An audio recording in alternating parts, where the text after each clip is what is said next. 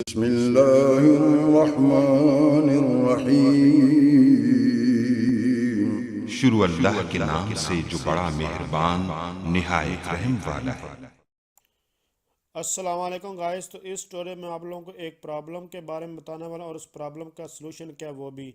तो जब मैं अपने लैपटॉप की तो नहीं, जब अपने सिस्टम की कंप्यूटर की स्क्रीन रिकॉर्ड करना चाहता हूँ तो मुझे ये एरर था, a device ID has been used that is out of range for your system.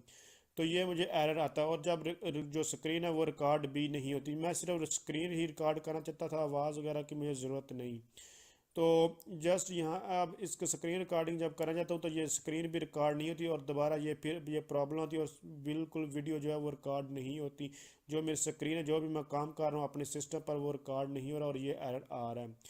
तो बेसिकली जब आप लैपटॉप पर ये इशू नहीं आता, सिस्टम पर इशू आता है जब आप माइक तो नहीं लगाते, आप आवाज़ रिकॉर्ड नहीं करना चाह रहे होते और सिर्फ स्क्रीन सिस्टम की रिकॉर्ड करना चाहते हैं, तो फिर इशू आता है।